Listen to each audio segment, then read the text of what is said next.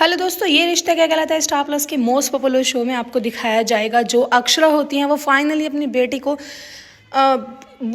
गंदे लोगों के बीच से बचा लेती हैं और उसको घर लेके वापस आ रही होती हैं। फ़ोन करती हैं रास्ते से अपने बेटे को। उनका बेटा जो होता है फ़ोन उठाता है। परिवार में सभी को एक बहुत बड़ी खुशखबरी मिलती है कि हमारी बेटी जो है वो सही सलामत वापस आ रही है। परिवार वाले जो होते हैं वो भगवान का धन्यवाद करते हैं, हाथ जोड़ते हैं, कहते हैं कि चलो अच्छा हुआ भगवान जी, आपने हमारी बेटी की लाज बचा ली और हमारी परिवार की भी लाज बचा ली।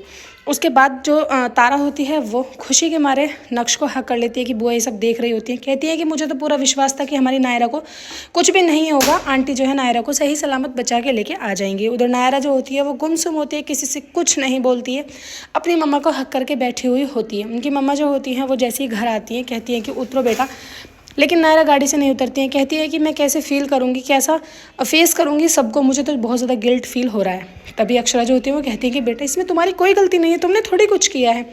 और फिर परिवार वाले हैं वो हमारे, अगर हमारे परिवार वाले ही नहीं समझेंगे हमारी प्रॉब्लम्स तो फिर और कौन समझे।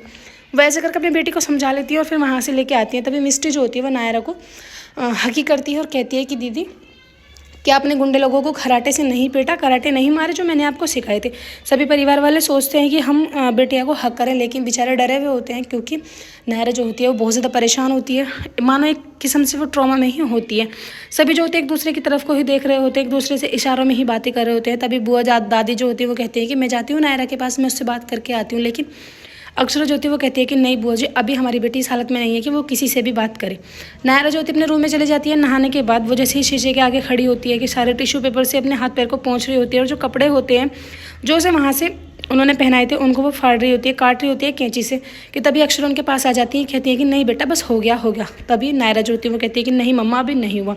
उधर डुग्गू जो होते हैं वो भी रो रहे होते हैं। उनके पापा ने समझाते हैं, कहते हैं कि कोई बात नहीं बेटा, ज़िंदगी में ये ऐसे छोटे छोटे सरप्राइज़ जो है आते रहते हैं जिनके लिए हमें हमेशा अलर्ट रहना चाहिए। तभी वो कहते हैं कि मैं कैसा भाई हूँ कि मैं अपनी बहन की रक्षा नहीं कर सका।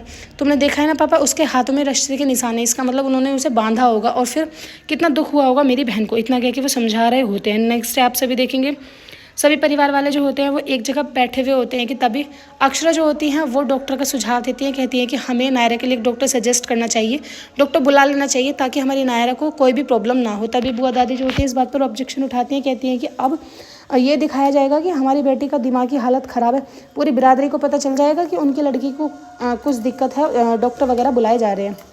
बुआ दादी जो होती है वो पुराने ख्यालाती की होती है, सभी उन्हें समझाने की कोशिश करते हैं। तारा जो होती है वो बीच में बोल पड़ती हैं, कहती है कि हाँ आंटी बिल्कुल ठीक कह रही है, हमें डॉक्टर को बुला लेना चाहिए। बुआ जो होती हैं फिर तंज कसने लगती हैं, कहती हैं कि हाँ तुम तो माखन लगाओगी ही, इस घर में सब एक दूसरे की बातों को माखन नहीं लगाते हैं। मैं तुम सबको अपना मानती हूँ इसलिए मैंने तुमसे बात कह दी, बाकी मानना ना मानना तुम्हारी इच्छा है, मैं तुम्हारे ऊपर कोई ज़बरदस्ती थोप नहीं सकती हूँ। बुआ दादी इतना कह के चुप हो जाती हैं। तारा जो होती है वो अपने मन ही मन में कहती है कि बुआ की बात नहीं चली तो अब बुआ सभी को इमोशनली ब्लैकमेल करेंगी, पता नहीं है बुआ आखिर यहाँ से कब जाएंगी। इतना कहने के बाद डॉक्टर्स जो होती है वो आ जाती है। वो नायरा से बात करती है अंदर रूम में। जैसे वो बाहर आती है कहती है कि मैंने बेटे को देख लिया है और जितना हो सके उसको समझाओ कि वो एक डायरी लिखे, जितनी भी उसके मन की बातें होंगी अंदर की वो सारी अगर डायरी में लिख देगी तो जल्द से जल्द उसके मन का जो भ्रम है वो निकल जाएगा और फिर इसको इतनी प्रॉब्लम नहीं होगी। अक्षरा जो होती हैं वो आगे अपनी बेटी को समझाती हैं, कहती हैं कि बेटा डॉक्टर ने ये बोला है कि तुम्हें सब कुछ डायरी में लिखना होगा, तभी तो तुम्हारे मन की बातें जो है वो बाहर निकलेंगी। लेकिन अक्षरा जो होती हैं वो उसकी बातों को सुनकर कहती हैं नायरा कि मामा मुझे कुछ भी नहीं लिखना है, मुझे किसी को कोई भी बात नहीं तो लिखनी है और ना ही बतानी है। फिर उसके बाद एक कांच का गिलास जो होता है वो टूट जाता है और टूटने के बाद वो नैतिक के हाथ में लग जाता है। अक्षरा जो होती है उसे कहती हैं कि नैतिक इसको निकाल दो और नहीं प्रॉब्लम करेगा। नायरा भी कहती है कि पापा अगर एक बार ही निकाल दोगे तो ज़्यादा प्रॉब्लम नहीं होगी। तभी नैतिक जो होते हैं वो कहते हैं कि बेटा अब यही तो हम तुम्हें समझा रहे हैं कि जितनी भी तुम्हारे मन के अंदर बातें हैं सबको कॉपी पर लिख के बाहर निकाल दो, फिर तुम्हें इतनी प्रॉब्लम नहीं होगी। एपिसोड की एंडिंग ऐसी होगी फ्रेंड्स, आने वाले एपिसोड्स में आपको दिखाया जाएगा नायरा को ठीक करने के लिए ये लोग इसी के ही बॉयफ्रेंड को तरुण को बुला लेते हैं। वीडियो अच्छी लगे लाइक करें, चैनल को सब्सक्राइब जरूर करें।